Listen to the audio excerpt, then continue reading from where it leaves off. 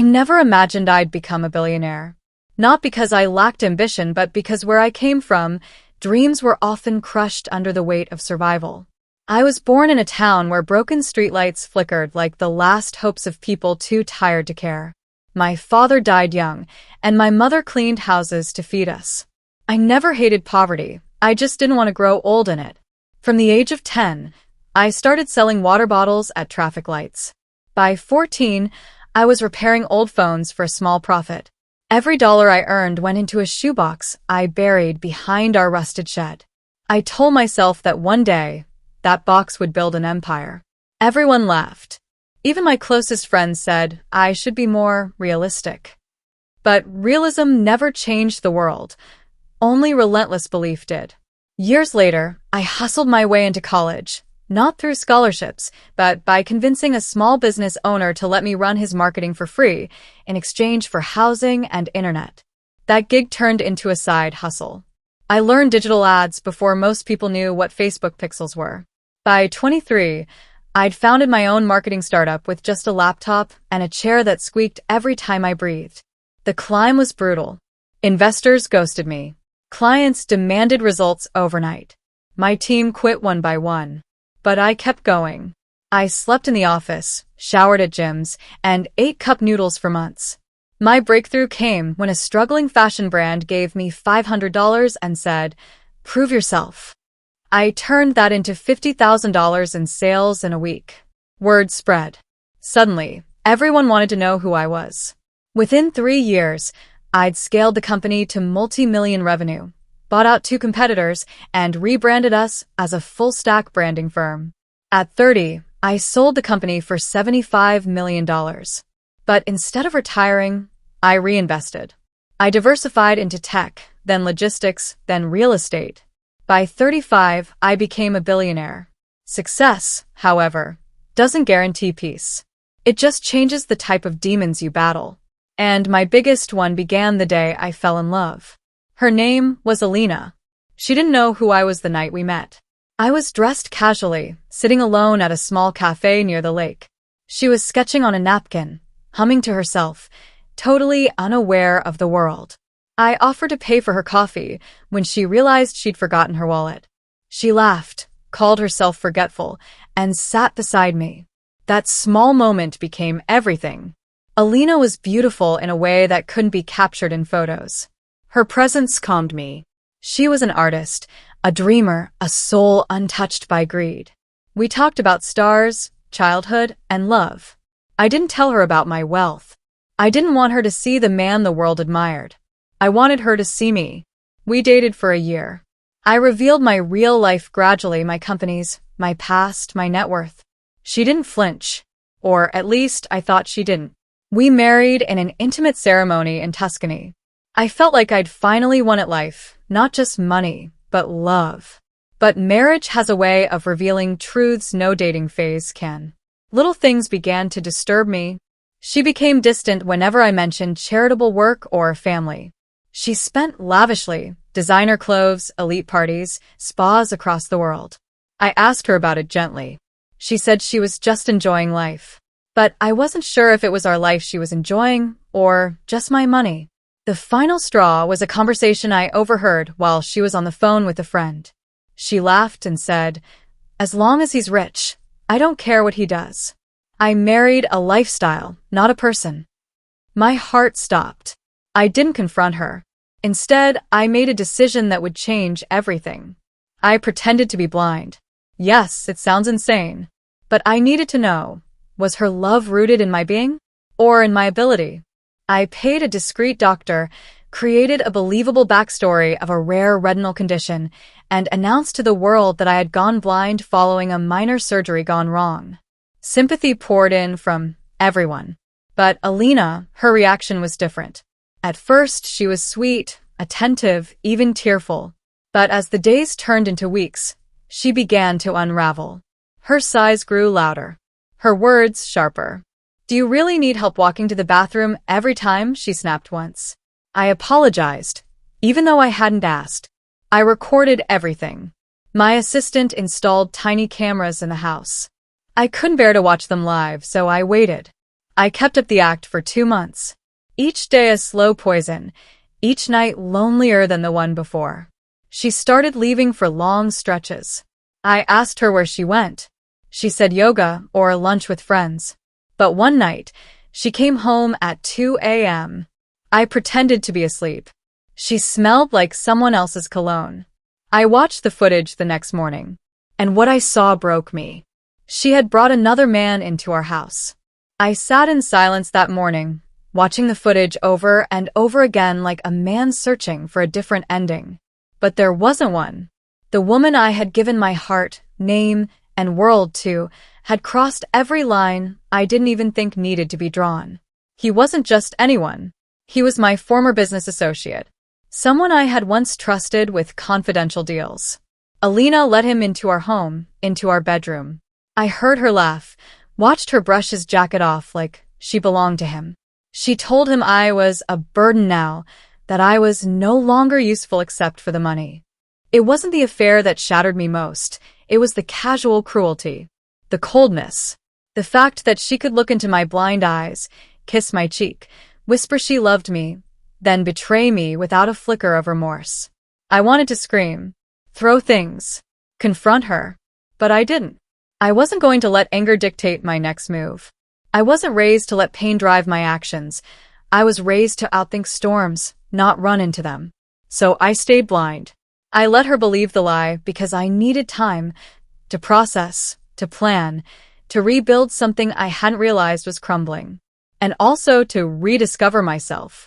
You see, success had become my disguise.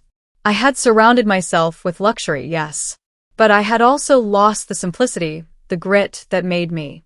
Every morning while she slept in, I walked the house alone, hand grazing the walls, pretending to need direction, when really, I was searching for answers. I replayed my past. The boy selling bottled water, the college kid sleeping in conference rooms, the entrepreneur who turned setbacks into blueprints. I had built an empire with integrity. My teams trusted me. My companies flourished because I invested in people, not just profits. And here I was, trapped in a golden cage, betrayed by the one person who should have seen the man behind the money. Then came the day she made her move. She sat beside me on the leather couch and said, sweetly, "Darling, I think we should revise the estate plan. Just in case anything happens. With your condition." I played dumb. What kind of revisions? Just something that ensures I'm secured if something worse happens to you. She kissed my forehead like she was tucking in a dying patient. I smiled. She didn't know the man she was plotting against had already outmaneuvered her 5 moves ago. That night, I called my lawyer. Quietly. Secretly. We froze every joint asset. Transferred everything into a private trust in my mother's name. My legal team moved like ghosts. In 48 hours, I was untouchable. The mansion, the companies, the shares, the liquid cash, it was all protected. And she had no clue. Then came the second part of my plan. I left. Not a dramatic exit. No fireworks. No shouting.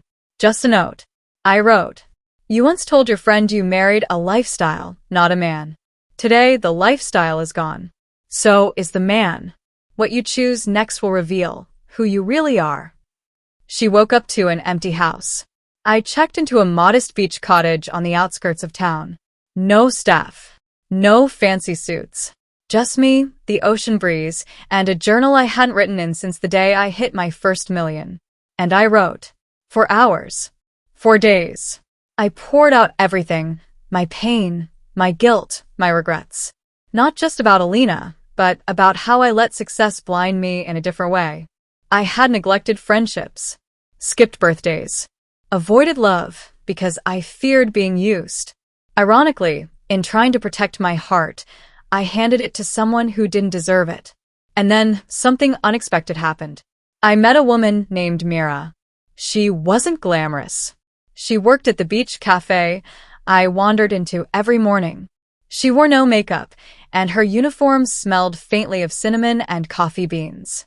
But she noticed things, like how I always chose the corner seat, how I flinched slightly at the mention of relationships, how I tipped generously but never smiled when I did.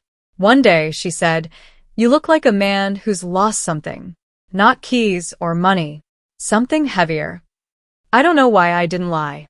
Maybe I was too tired. Or maybe for the first time in a long time, I wanted to be seen. I told her my story. Not the billionaire part. Just the man part. The blind act. The betrayal.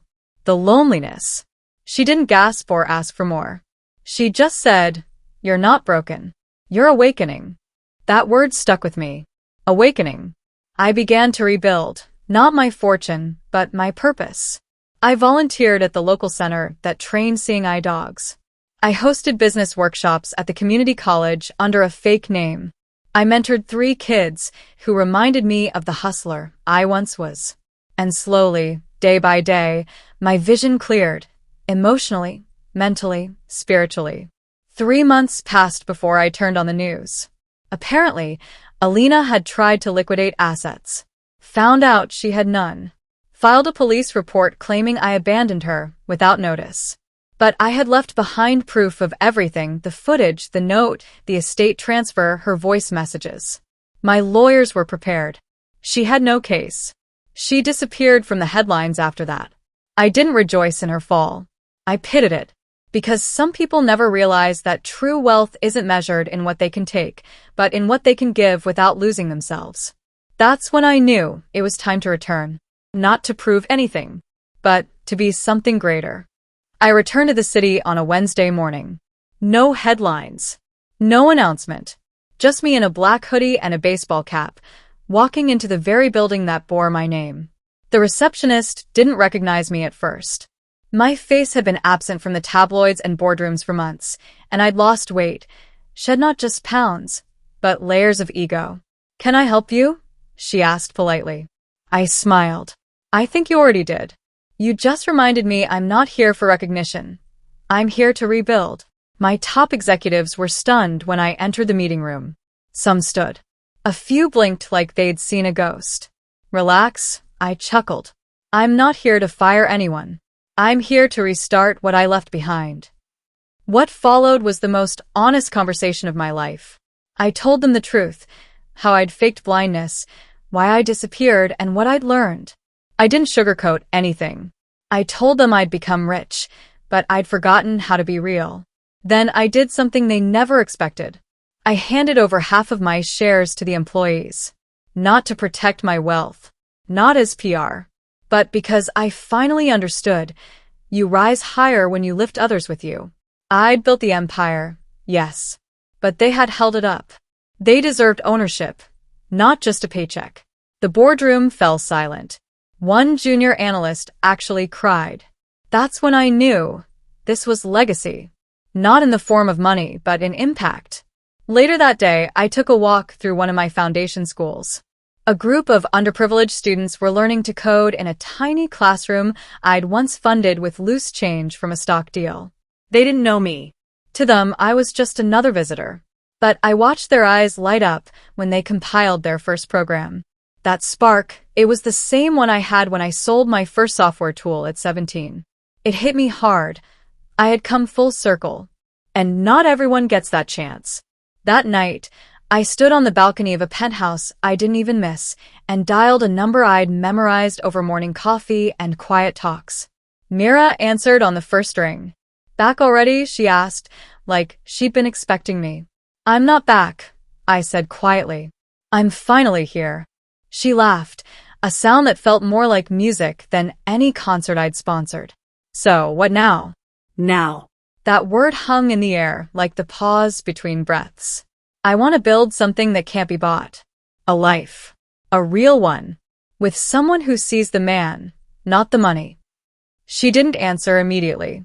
Then she whispered, "Then stop pretending. Don't hide who you are anymore. Not the hurt, not the heart." And for the first time in years, I felt the chains fall. The next few weeks were a whirlwind, but not in the way I used to live. There were no yachts, no parties. Just morning walks with Mira, charity events where I sat beside janitors and CEOs alike, and business meetings where transparency replaced theatrics. Then came the public reveal. The press caught on. Billionaire returns after faking blindness. They ran wild with speculation. Drama, rumors. My PR team panicked. I told them to let it run. Why? Because I didn't need the world to like me. I needed them to learn from me. So I released my own statement. A video. Just me, no teleprompter, no filters. I spoke from the soul. I once thought wealth would protect me, but it blinded me more than any act ever could. In losing everything, I found what mattered. And now, I don't want to be remembered for what I earned, but for what I gave. The video went viral. Not because I was a billionaire, but because I was human. Raw. Flawed. Real.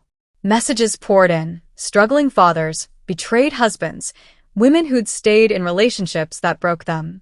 People who didn't want money, they wanted hope. A reason to believe that even in brokenness, there was room for rebirth. One message stayed with me. It was from a young man named Luis in the Bronx. He'd been homeless for a year, trying to start a graphic design business with a borrowed laptop. He said my story reminded him that pain wasn't a punishment, it was a passage. I flew him in the next week, gave him an office space, mentorship, a chance. He didn't disappoint. Within months, his design startup landed 3 major clients. He now employs 5 former street kids, and he sends me a handwritten thank you note every month. That is wealth. Then, unexpectedly, I received a letter. Handwritten. No return address. It was from Alina. She wrote, I loved the lifestyle more than I loved you. I see that now. I'm not asking for forgiveness. I'm asking you to keep living with the heart you always had. I'm sorry. I didn't cry. I didn't gloat. I closed the letter, folded it gently, and placed it in a drawer labeled lessons. Because that's what she was. Not a villain. Not an enemy. A lesson. One that taught me, even the ones who break us play a part in building who we're meant to become. 3 months had passed since my return.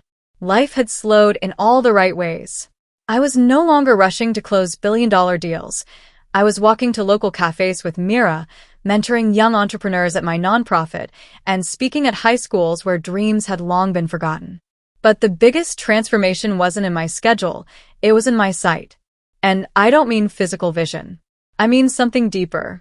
For so long, I'd measured value in numbers. How much I made, how much I gave, how much I owned. Now I measured it in moments. A child's smile during a scholarship award, an elderly man gripping my hand after I paid for his wife's surgery, Mira falling asleep on my shoulder after we talked about adopting. One morning, I found myself standing in the same garden where I had once practiced pretending to be blind. The irony wasn't lost on me. The garden hadn't changed, but I had. I saw every detail now. The cracks in the pavement, the gentle tremble in a leaf during wind, a bird feeding its young. I sat on the bench and whispered to myself, you were blind long before you ever faked it. That evening, I invited Mira to the Foundation's annual gala.